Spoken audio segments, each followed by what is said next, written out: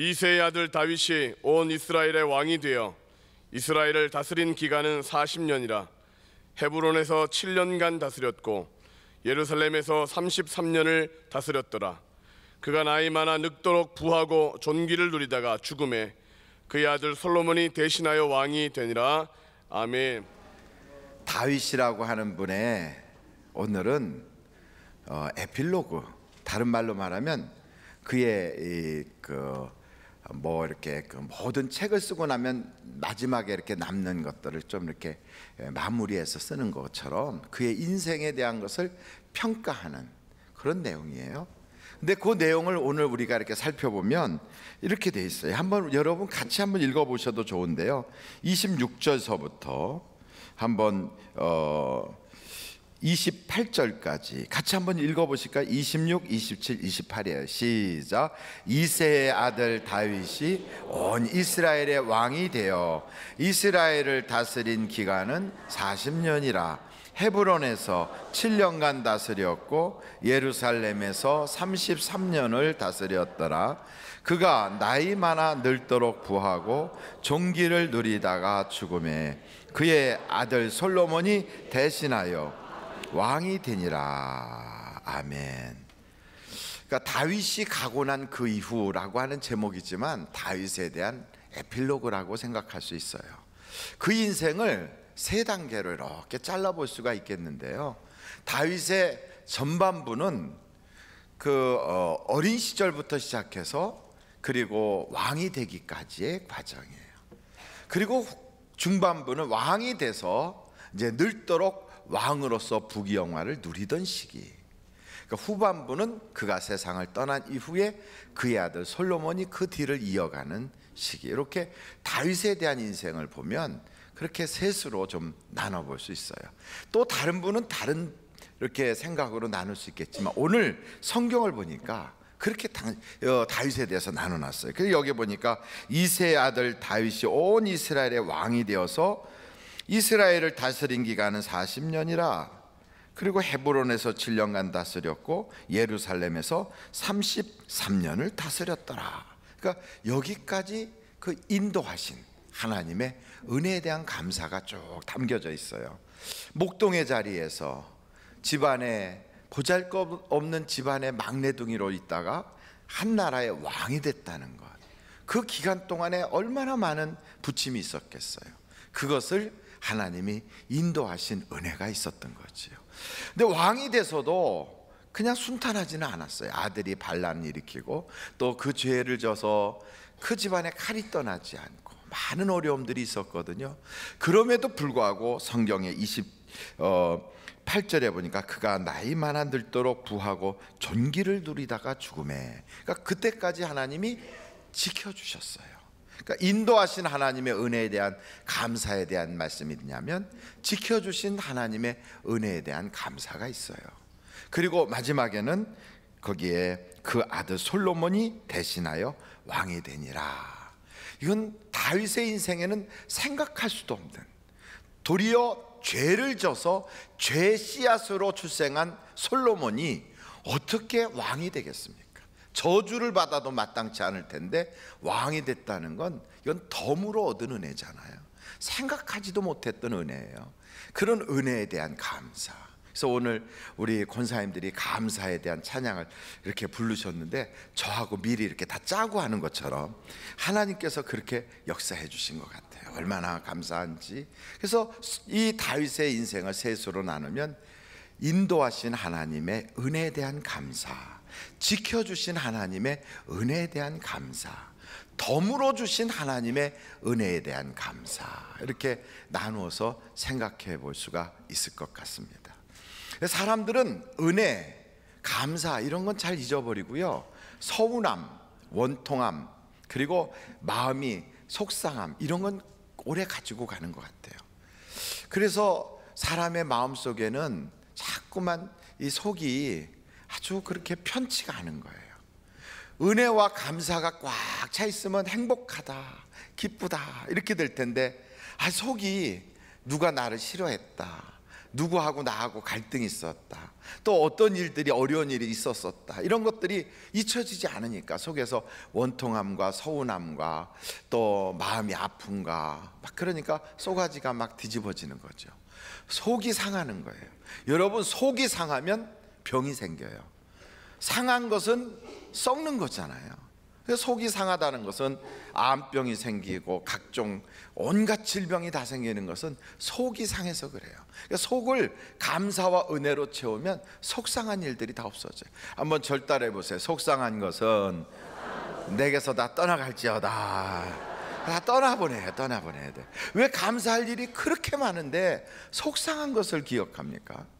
그러니까 딱 보면 좋은 면이 있으면 안 좋은 면도 있어요. 이스라엘 백성들이 40년 동안 광야 생활 한 것을 딱 보세요. 좋은 면은 낮에는 구름 기둥, 밤에는 불 기둥, 생수가 터져 나오고 만나를 주시고 메추라기를 주셔요.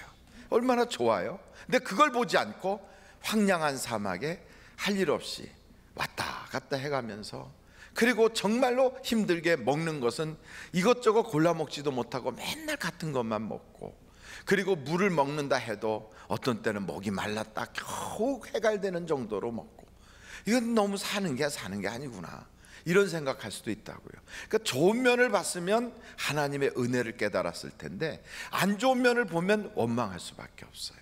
그것을 어느 면을 보느냐에 따라서 그것이 그 사람의 신앙이라고 보여지는 거예요.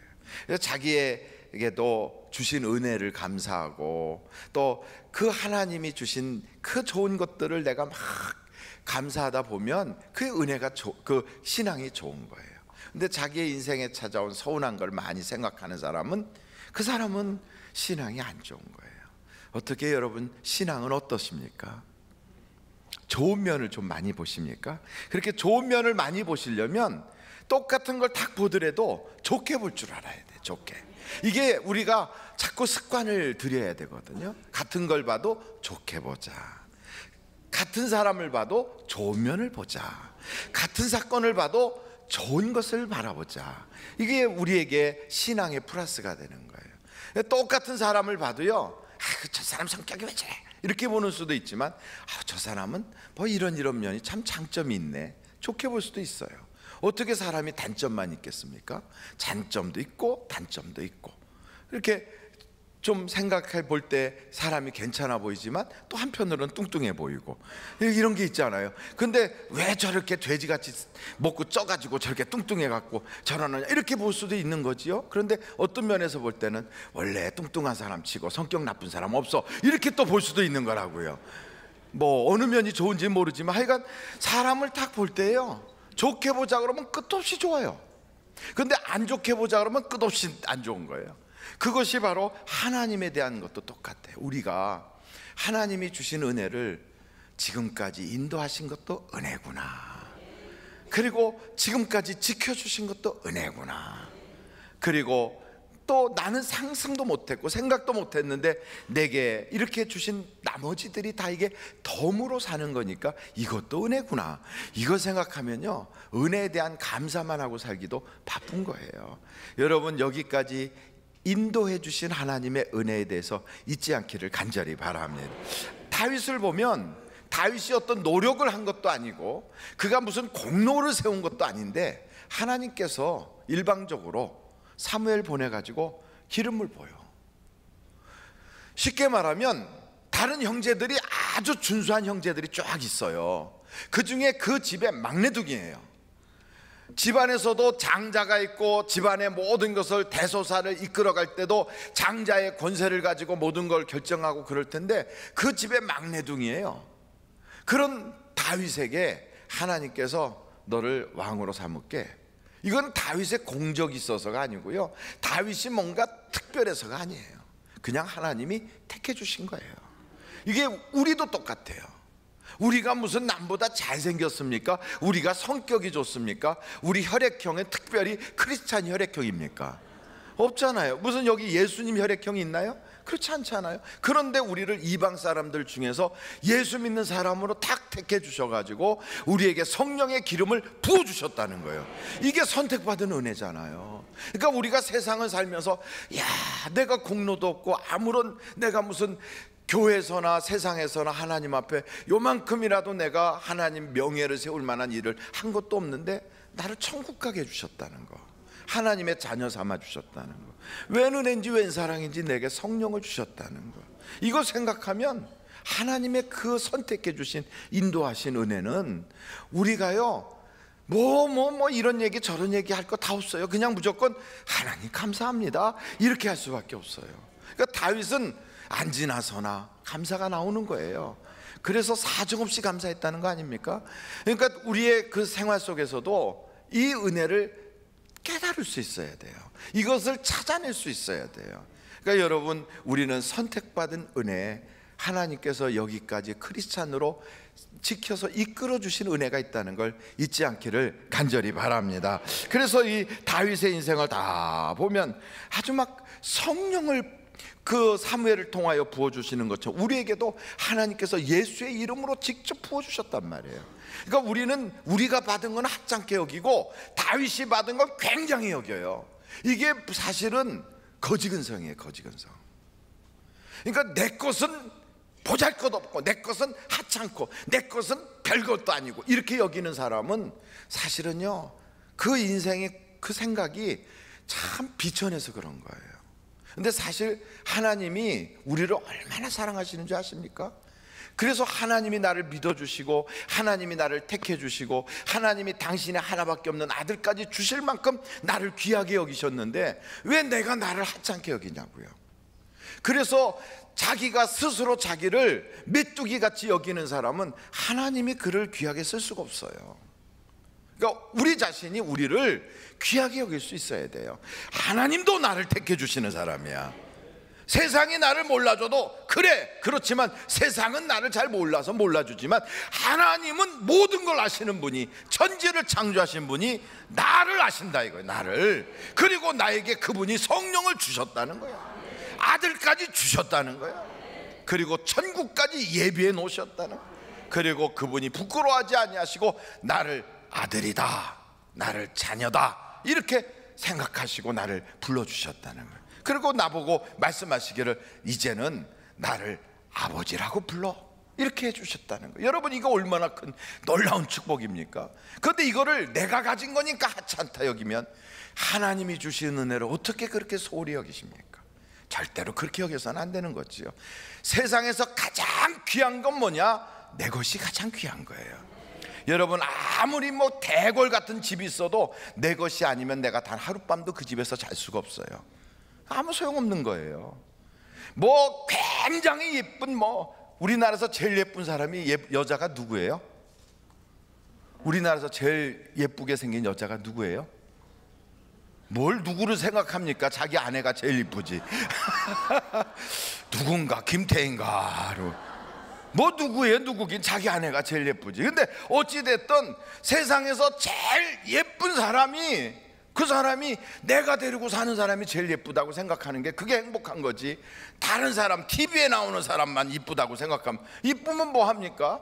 같이 밥도 못 먹는 거.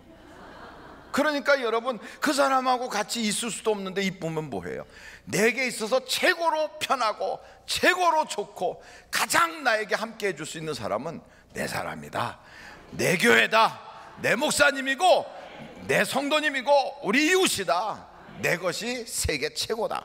여러분 한번 절 따라해 보세요. 내 것이 최고입니다. 내 자식이 최고고요, 내 부모가 최고고요, 내 배우자가 최고고요, 우리 교회가 최고예요. 이거를 모르는 사람은 거지같이 사는 거예요. 그러니까 그렇게 모르고 이렇게 하면 넌 거지같이 사는 거예요 이렇게 얘기해 주면 틀림없어요. 하나님도 얼마나 나를 귀하게 여기셨으면 아들까지 주시겠어요. 그러니까 뭐라 그러면 너 세상에서 제일 위대한 분이 누군지 아냐? 몰라. 나는 그분이 나를 굉장히 여긴다. 어느 정도로? 아이, 그분이 글쎄 아낌없이 나를 인정해 주시고 날 위해서 모든 걸 다 준비해 주시고 아들까지 주시는 분이야. 너 그런 분, 너가 어떻게 관계가 되냐? 모르지? 나는 그분하고 아버지 아들 관계야. 얼마나 대단합니까 여러분? 이걸 귀하게 여길 수 있어야 돼. 이제부터 여러분, 하나님과의 관계, 내가 이렇게 누리는 이 관계가 최고로 귀한 걸 아시기를 간절히 바라요. 다윗이란 사람을 하나님이 이렇게 인도하시는데 골리앗을 만났어요. 근데 골리앗을 만나서 골리앗을 팍 때려잡거든요. 한번 보십시오. 홍코나 180kg, 키는 300cm, 골리앗 백전백승 이렇게 했다고 해요. 청코나 다윗 키 150, 체중 64, 싸운 전적 하나도 없음. 그 둘이 싸우면 누가 이기겠어요? 누가? 이건 뭐 싸우나 마나요. 그런데 이런 다윗하고 골리앗하고의 싸움하고는 비교할 수 없는 게 우리하고 사탄하고의 싸움이에요. 여러분 그걸 아십니까? 다윗은 보이는 적하고 싸웠어요. 그러나 우리는 보이지 않는 놈하고 싸우는 거예요. 이게 있죠. 보이지 않는 거와 보이는 사람하고 싸운다면 보이지 않는 걸 어떻게 때려잡겠어요? 이건 더군다나요, 천사 하나가 하룻밤 사이에 사네립의 군사 18만 5천 명을 싹 죽여버려. 이런 대단한 천사가 타락한 게 그게 사탄 마귀거든. 그러니까 그 마귀는 타락은 했어도 그런 능력과 권세는 가지고 있다 이 말이에요. 그런 사탄과 우리가 지금 대적하고 싸우고 있다고 생각해 봐요. 이건 싸움이 안 되는 거예요. 싸움이. 홍코나 사탄 마귀 나쁜 놈, 청코나 오영태, 둘이 싸움 붙었다. 이건 뭐 백전백패예요. 그런데 하나님이 그 싸움을 이기게 하셨다는 거예요. 그 싸움을. 이건요, 골리앗을 때려잡은 것보다 더 큰 하나님의 인도하심이 있었던 거다 이 말이에요.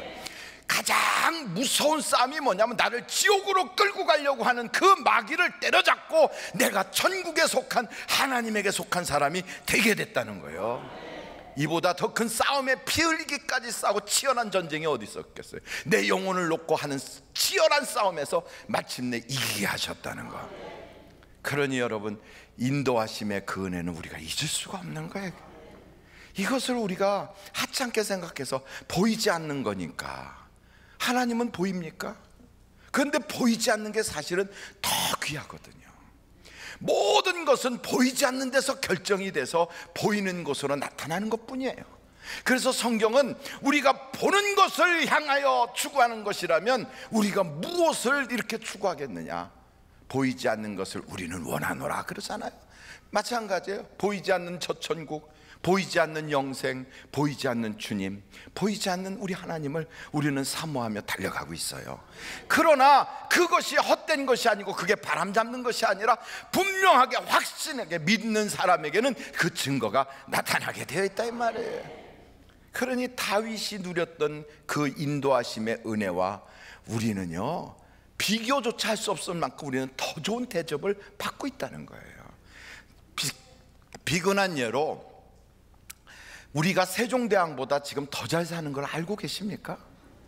옆에 분들한테 마마 세종보다 더 잘 삽니다. 시작. 마마 세종보다 더 잘 삽니다. 세종대왕은 선풍기를 본 적도 없어요. 아무리 더워도 옆에서 웬 여자가 이렇게 흔드는 거, 그거 가끔 시원하게 방향이 틀렸다 이쪽이다 이러면서 가끔 하니까, 그러니 여름철에 더우면 죽부인 끼고 잤잖아요. 우리는 왜 그래요? 다 대자로 누워서 선풍기 삥 돌아가다가 속도가 늦다 그러면 이 하고 누르면 좀 더 삥 돌아가. 얼마나 감사합니까? 세종대왕이 샴푸로 머리를 감았을까요? 세종대왕이 혹시 모르지 뭐 칫솔을 가지고 치약 가지고 이빨을 닦았는지 모르지만 혹시 압니까? 그래도 럭키 치약인가? 요즘 럭키 치약 안 쓰죠? 예, 하여간 그런 치약을 써본 적이 있겠느냐고요. 다 내려놓고 세종대왕은 핸드폰이 없었다. 우리가 얼마나 지금 더 잘 삽니까? 여러분, 세종대왕보다 지금 더 잘 살아요. 더 잘 살아요. 세종대왕은 삼시, 이렇게 좀 삼시세끼 먹을 때 그거 드실 때 밥 반찬 3개 놓고 드셨다고 그러더라고. 우리나라 영화에 보면 아주 막 크게 진수성찬 차려놓고 하는데 옛날 임금님들도요 그렇게 많이 못 드셨어요. 그냥 찬 3개 이렇게 놓고 국 끓여 놓고 그리고 밥 드시면서, 그리고 그냥 이렇게 하면서 어려운 사람, 못 먹는 백성들을 측은히 여기면서 그러고 사셨어요.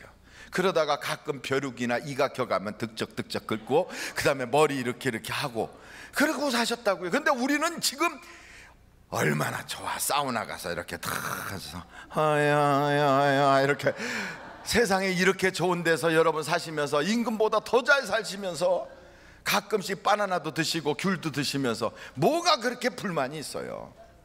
다윗이라고 하는 사람은 골리앗은 때려잡았어도요 그 주변에 아주 이상한 사람들이 많았어요. 사울 같은 인생들, 막 아주 그냥 별 사람들이 많았어요. 속색이는 사람들. 좋은 친구 요나단도 있었지만 그러지 못한 사람도 많았어요. 그런데 다윗은 단 한 번도요 그들을 원망해 본 적이 없어요. 왜요? 하나님이 섭리하시고 이끄시는 데는 실수가 없다는 걸 믿은 거예요. 실수가 없어. 하나님이 그 사람을 나에게 이렇게 오게 해서 내 마음을 뒤집어 놓고 내 가슴에다가 대못질하는 것도 내 인생에 필요해서 그러는 거야. 하나님은 실수가 없어. 그것이 내 인생에 마이너스가 되는 게 아니야. 그래서 하나님의 섭리에 대한 그 확고부동한 신뢰가 그에게 있었어요. 그래서 다윗은요 항상 어디 가든지 찾아오는, 가까이 다가오는 모든 인간관계를 악한 사람이든 선한 사람이든 다 선으로 갚아요. 선으로. 그래서 그 인간관계를 좋은 관계로 다 만들어가요. 그래서 심지어는 블레셋에 피난 가갖고 거기 살면서도 블레셋 사람들까지 감동시켜서 나중에 보면 다윗이 어려울 때 다윗을 결정적으로 도운 사람이 누구냐? 블레셋 사람이에요. 블레셋 사람, 이때라고 하는 사람이 바로 골리앗 고향 사람인데 와서 다윗을 도와줘요. 그만큼 다윗은요 사람들과의 관계도 악으로 남기질 않아요. 다 하나님이 주신 그 모든 인간관계는 내게 꼭 필요한 것이다, 이걸 믿은 거예요. 그래서 내게 다가오는 사람들은 쓰레기가 없어. 다 보석이야. 내가 어떻게 그들을 품느냐에 따라서 보석이 진주가 될 수도 있고 다이아몬드가 될 수도 있는 거지. 그러면서 사람들과의 관계를 하나님의 섭리의 관점에서 본 거예요. 두 번째로 보면 다윗은 그렇게 인도하시는 하나님에 대한 은혜, 거기에 감사뿐 아니라 지켜주시는 하나님의 은혜에 감사한 거예요. 다윗은 왕이 됐어요. 그렇지만 그에게 유혹이 찾아왔을 때 넘어졌어요. 실수가 많았어요. 그래서 어느 면에서 보면 죄인 다윗은 나오시오, 당신은 그 자리에 있을 사람이 아니오. 그래갖고 아마 대한민국 같았으면 촛불 시위하다가 탄핵당해서 아마 지금 감옥에 가 있을지도 몰라요. 왜냐하면 남의 집 여자 건드렸지, 그 남편 죽였지. 그 정도 됐으면 탄핵 정도가 아니라 사형 이렇게 될 수도 있어요. 그런데 그런 사건이 있는 허물이 많은 다윗인데도 하나님이 그의 명예를 지켜주시고 그의 자리를 지켜주시고 그의 생명을 지키시고 그 이끌어 가세요. 그러니까 그 하나님의 지켜주시는 은혜가 있잖아요. 근데 지켜주시는 게 그냥 지켜주십니까? 절대로 그렇지 않아요. 여러분, 하나님이 여러분의 명예를 지키시고 생명과 건강과 여러분의 누리는 모든 것을 다 지켜주는 건 저절로 된 적이 없어요. 어떻게 돼서 그렇습니까? 하나님께 고백하고 회개할 때 하나님이 회복시키시고 지켜주시는 거예요. 여러분, 성경을 한번 찾아보겠습니다. 시편입니다. 시편 32편 3절부터요. 시편 32편 3절부터 시편 32편 3절부터 7절까지 한번 같이 읽겠습니다. 시작. 내가 입을 열지 아니할 때에 종일 신음함으로 내 뼈가 쇠하였도다. 주의 손이 주야로 나를 누르시오니 내 진액이 빠져서 여름 가뭄에 마름같이 되었나이다. 내가 이르기를 내 허물을 여호와께 자복하리라 하고 주께 내 죄를 아뢰고 내 죄악을 숨기지 아니하였더니 곧 주께서 내 죄악을 사하셨나이다. 이로 말미암아 모든 경건한 자는 주를 만날 기회를 얻어서 주께 기도할지라. 진실로 홍수가 범람할지라도 그에게 미치지 못하리이다. 주는 나의 은신처이오니 환난에서 나를 보호하시고 구원의 노래로 나를 들으시리이다. 아멘. 여러분, 아무리 세상이 요동치고요 막 풍파가 몰려와도 회개한 사람은 그 풍랑이 그를 넘어서지 못해요. 세상이 아무리 막 굉장히 그냥 다 죽일 것 같이 난리가 나도요, 하나님과의 관계가 회복된 사람은 이 세상이 그를 건드릴 수가 없어요. 그래서 내 인생의 평화를 누리길 원한다? 그런 분은 하나님께 회개하십시오. 내 죄를 멀리 던지세요. 그 죄를 내려놓고 하나님께 고백하십시오. 그리하면 다윗도 회개할 때 비로소 하나님이 회복시키시고 지키셨던 것처럼 하나님의 지켜주심을 체험할 줄로 믿습니다. 그래서 다윗은요, 그 은혜를 생각하니까 아까운 게 없는 거예요. 아까운 게 없어요. 우리도 마찬가지예요.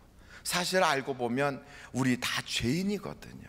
양복 입은 죄인, 이쁜 옷 입은 죄인, 잘생긴 죄인, 이쁘게 생긴 죄인, 많이 배운 죄인, 좀 덜 배운 죄인, 그리고 화장한 죄인, 안경 낀 죄인, 다 죄인이에요. 여러분 그걸 알고 계십니까? 이렇게 죄인이란 얘기할 때 눈을 내리해서 이렇게 찌 감는 사람은 나는 죄가 없소이다 이렇게 말씀하지만, 성경에 죄 없다는 사람은 그 죄까지 하나 더 추가된대요. 그러니까 사실 알고 보면 우리는 다 죄인이에요. 죄인이에요. 근데 죄를 짓게 되면 죄의 싹은 사망이거든요. 죽어요. 망해요. 그것 때문에 불행이 찾아와요. 그러니까 죄가 있으면 꼭 그 죄를 틈타서 마귀가 합법적으로 장난을 쳐요. 죄가 있으면 마귀가 합법적으로 거기서 점유하고 지배한다고요. 저주가 찾아온다니까. 그런데 다윗은요, 그런 저주를 받을 수밖에 없는 그 자리에서 하나님께 울며 불며 회개를 한 거예요. 침상을 눈물로 띄울 만큼. 그런데 이 회개도 하고 싶다고 되는 게 아니고요, 하나님이 시켜주셔야 회개할 수 있어요. 회개케 하신 은혜도 참 감사한 거예요. 여러분, 우리 교회 이제 DTS 지금 하고 있잖아요. 그 HDTS. 우리 성도님들이 좀 다 들어가셨으면 좋겠어요. 우리 교회 장로님들 다 들어가셨으면 좋겠어요. 왜냐하면 너무 고차원적으로, 너무 질서정연하게, 그리고 그동안에 몰랐던 걸 아주 확실하게 잘 체계적으로 배울 수 있어서 여러분 인생 후반기에 더 풍요로운 신앙생활을 하실 수가 있거든요. 그래서 DTS 좀 배웠으면 좋겠어요. 그런데 그러지 않다 할지라도요, 어찌됐든 하여간 여러분 속에서 죄의 흔적이라도 싹 제어하기를 간절히 바랍니다. 한번 손을 이렇게 해보세요. 왜냐하면 지금 세 분이 지금 눈을 감고 식곤증으로 고통을 겪고 계셔서 손을 높이 들게 하래요. 높이 들고 이 손으로 옆에 사람을 툭 치면서 첫째 사랑해, 시작. 사랑해. 예. 그 바람에 닿겠어요. 그러다 요번에는 다시 이렇게 손을 들어요. 손을 들고 이렇게 반짝반짝 주님 사랑해요. 시작. 주님 사랑해요. 세 번째, 아무리 사랑할지라도 죄의 투성이로 사랑하면 하나님께서 고개를 돌리세요. 그래서 내 모든 죄가 싹 씻겨나가기를 바라는 마음으로 주여 내 죄를 예수의 피로 씻어주옵소서. 시작. 주여 내 죄를 예수의 피로 씻어주옵소서. 그렇게 말로만 하지 말고 그렇게 회개를 해야 돼요. 회개를. 다윗이 하나님과의 관계가 회복이 되니까 하나님이 지켜주시잖아요. 그 자리를 지키시고 그 연수를 지키시고 늘도록 부유하고 존귀하게 하시잖아요. 우리 이제 어르신들이 되고 나이가 많아지면 두려운 거예요.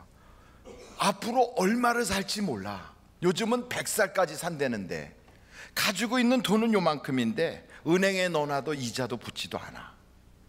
그리고 내 노년에 이거 없으면 큰일 난다고 생각해서 달달달달달 떨면서 물질에 묶여 살 때가 참 많아요. 그나마도 물질이라도 있으면 그거라도 붙잡고 있는데, 그거 없어가지고 이제는 자식에게 얹혀 살거나 아니면은 폐지라도 주스며 살려고 그러고, 남들에게 말하지 못하는 그런 여러 가지 고난을 겪고 계시는 분들도 적지 않이 계실 거예요. 그렇지만 그래도 하나님이 여기까지 지켜주셨다는 거, 내 동년배 중에 나를 살아있게 하시고 예수 믿게 하시고 예배드리게 하셨다는 거, 건강하게 하셨다는 거, 중환자실에 있지 않고 이렇게 나와서 예배실에 있다는 거, 이 모든 것이 너무너무 감사한 거 아닙니까? 지켜주신 하나님의 은혜를 우리가 잊지 말아야 돼요. 다윗은 그래서 하나님의 은혜가 너무너무 많아서 막 드리는데 아낌이 없었어요. 막 드려도 성경에 보니까 늘도록 부하고 존귀하더라. 내가 꽉 움켜잡아도요, 하나님께서 그거 훅 하고 불어버릴 마음을 가지신다면 그냥 병원에 가갖고 그거 다 있는 거 쓰고도 나중에 빚지고요, 자식들한테 그냥 빚만 턱 하고 던져주면서 병원에서 온갖 고통 겪다가 세상 떠날 수도 있어요. 얼마든지 그런 사람들도 주변에 있어요. 내가 붙잡는다고 붙잡아지는 게 아니에요.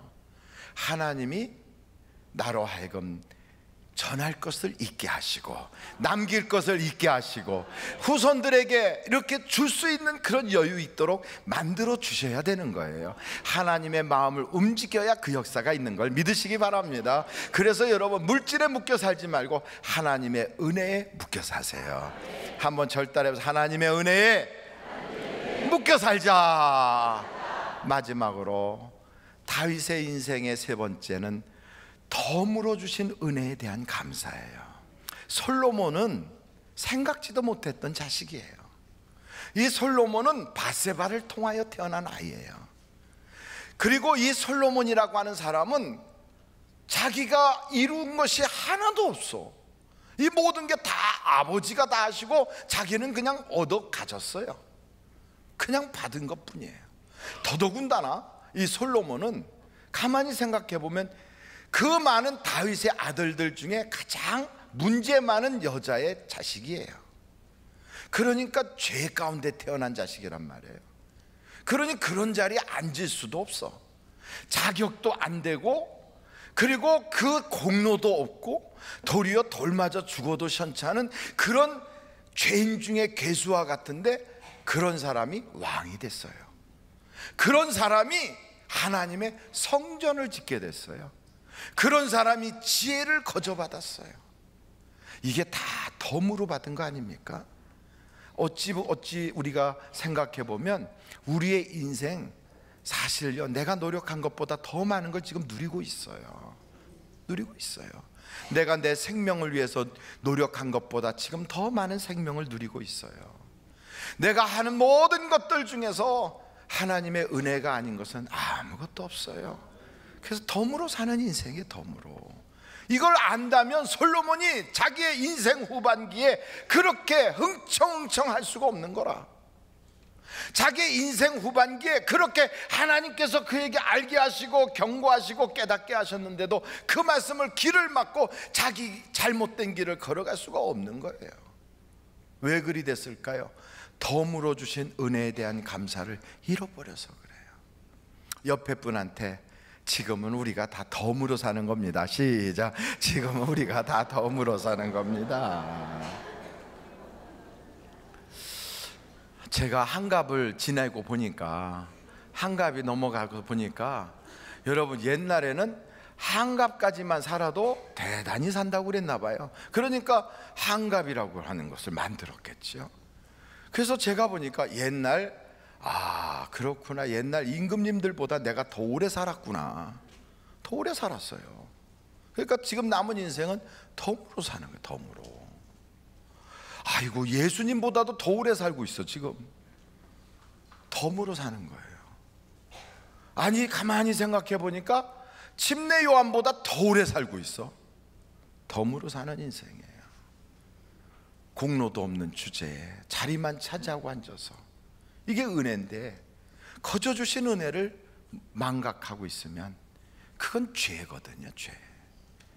하나님, 생각할수록 감사해요. 또 다시 생각해도 또 감사뿐이에요. 우리는 그렇게 말할 수밖에 없거든요.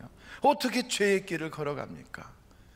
그래서 우리가 낮에도 밤에도 감사, 아침에도 감사, 저녁에도 감사. 우리의 인생은 감사할 것밖에 없는 거예요. 그래서 혹시나 내 속에서 원망이 나오고, 또 죄송한 말씀이지만 내 속에서 불평, 짜증, 분노 이런 것들이 쓰레기 같은 것이 막 올라오거든. 그렇게 말하세요. 그 쓰레기가 나오는 이유는 네가 쓰레기통이라서 그런 거야. 너 쓰레기통, 너 빨리 회개해라. 그래야 하나님의 은혜를 담을 수 있는 그릇이 되지. 금그릇이면 뭐합니까? 쓰레기가 담겨 있으면 쓰레기통이지. 아무리 멋있는 크리스탈로 만든 그릇이면 뭐합니까? 그 속에 똥 담으면 똥그릇이지. 그런데 비록 조금 못나서 나무로 만든 그런 그릇이라도, 진흙으로 빚어 만든 옹이 항아리라도 그 속에 보석이 담겨 있으면 그게 보석 그릇이에요. 보석 그릇에는 보석이 나오게 돼 있어요. 향기가 가득한 그 속에 향수를 담아 놓으면 거기서는 향수가 그 냄새를 풍기게 돼 있어요. 우리 속에 예수를 담으면 예수 향기가 퍼져나가는 거예요. 근데 그 사람을 만나면 자꾸만 불평을 듣게 되고, 그 사람을 만나면 세상이 다 어두워지고, 그 사람을 만나면 분노가 생기고, 그 사람을 만나면 왠지 모르게 내 속에서 그냥 억울한 생각, 손해보고 사는 생각 같은 것만 자꾸 올라온다. 이상하게 쓰레기들은 다 난지도로 모이더라고요. 쓰레기끼리는 쓰레기끼리 통한대요. 내가 잘못 만났구나. 하나님, 내 속에 모든 것을 다 쏟아놓겠습니다. 내 속을 안과 밖으로 예수의 피로 씻어주시고 성령의 불로 싹 태워주시고, 이제는 보물만 담아주시고 그리스도의 향기만 가득한 예수로만 채워지게 해주세요. 예수로 채워진 사람은 사랑, 희락, 화평, 또 그 속에서요 온유, 절제, 충성, 양선 이런 것들이 쫙 올라오게 돼 있어요. 여러분에게서 무엇이 나오는가를 보면 내가 누군가를 알 수 있는 거예요. 내가 무엇입니까? 쓴물이 나오면 말하고요, 단물이 나오면 변화된 사람이에요. 내 속에서 감사가 나오면 하나님의 은혜의 사람이고요, 불평이 나오면 쓰레기예요. 하나님, 쓰레기통이 변하여 거룩한 그릇이 되게 해주세요. 한번 기도해 보고 싶지 않습니까? 이 시간 한번 주님 앞에 우리 같이 기도하도록 하겠습니다.